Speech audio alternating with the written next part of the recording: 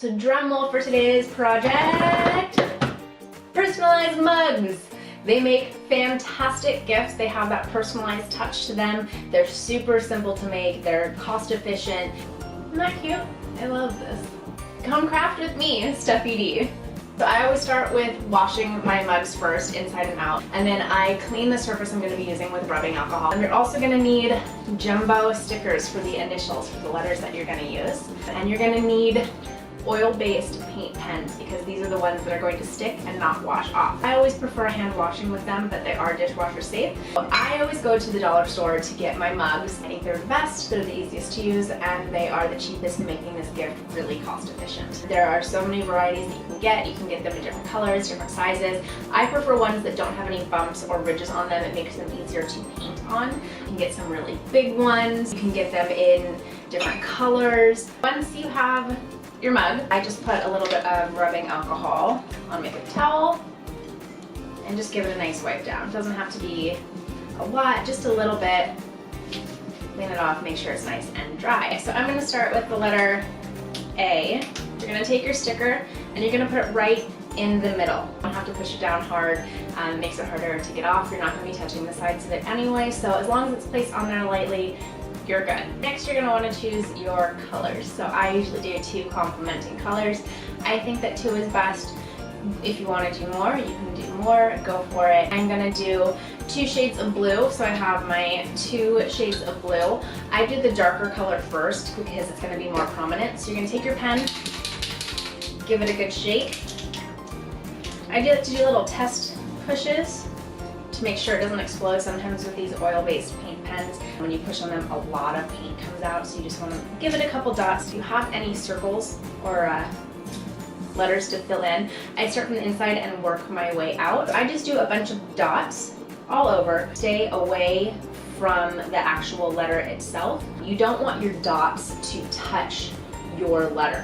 What happens is then when it dries and you peel off the letter, it's going to peel off the dots and give you an uneven outline. I just kind of go near the letter and do a bunch of dots all over, keeping it within the letter itself so that you have a nice outline. And then I move to the outside of the letter. So I'm going to start with the inside here and work my way out. So you can see I'm not super close to my letter. So I'm going to do my first layer around it. Dot, dot, dot, dot, dot, dot, dot. There's no pattern, there's no way. I just like to do random dots to fill it in and go all the way around my letter. The first round of dots that I do around it a little bit more saturated because you're going to get that great border that you're looking for. The cool thing about these pens is you don't have to push hard on them. You don't have to push at all. Once you just tap it to the mug, the paint comes out.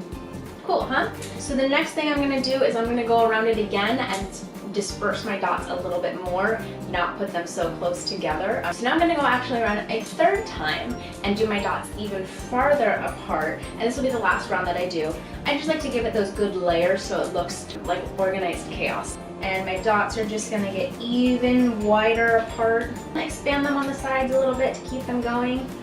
Little random ones out here. Right, and now you're done with your first color. The good thing about these oil-based pens is that they do dry very quickly. So just give it a second to dry and then you can start on your second color. So you're gonna give it a good shake. You're gonna do a couple of your test dots. So I'm doing the lighter blue this time to complement with the darker blue. Again, you're gonna wanna start in the middle and work your way out. So we're gonna start where we started before, in the center of the A. You're gonna do your dots all over. And with your second color, you don't have to do as many dots, you're just kind of filling in. So I did all of my close dots with the second lighter color, and I'm gonna go around and I'm just gonna do all of the dots. Randomly dotting in between, dispersing them out, and there you have your second color. Now it's up to you for how far you want your color pattern to go out. You can make it really wide, have your dots come all the way around. You can do the whole mug in dots. I like to keep it simple, makes it really quick, makes it a good color splash. After you finish all your colors, you could go to a 3rd color if you wanted. It's really up to you. There's a lot of creative freedom in this project, which I really like. You're just gonna let your second color sit, let it dry for a minute. After you have let your colors and your paint sit for a couple minutes, you're gonna come back in and take your letter and peel off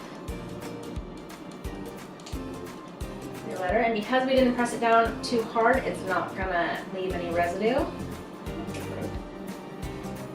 And there you have your letter. So now you're gonna let this sit for 72 hours because it has to cure. Put it into a cold oven. Do not preheat it. You're gonna set it to 350, and as it's preheating, you're gonna put your mug in first. As it's warming up, you want your mug to sit in there. When it hits 350 degrees Fahrenheit, you're gonna bake it for 30 minutes. Once the 30 minutes is up, turn your oven off and let your mug sit in there as the oven cools down. It's very important that you let it cool down in the oven. Once it's cooled off in the oven, take it out and wrap it up and give it away. Cheers.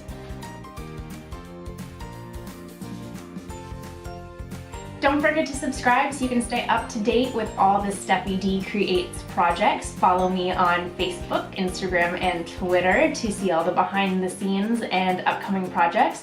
And I will be posting all of the information on how to make this project on my blog, steffidcreates.com, so go and check it out. And I'll be linking below to all of the products that I used to make this project.